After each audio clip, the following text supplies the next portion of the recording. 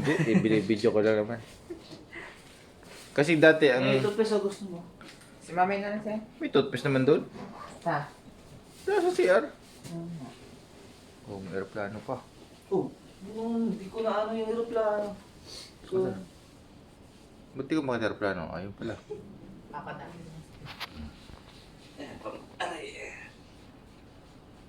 ganda pa ng sunset oh. Ang ganda ng buhay ng ano.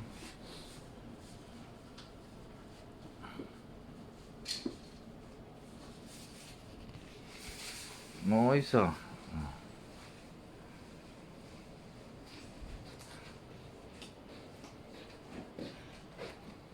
Hindi ba?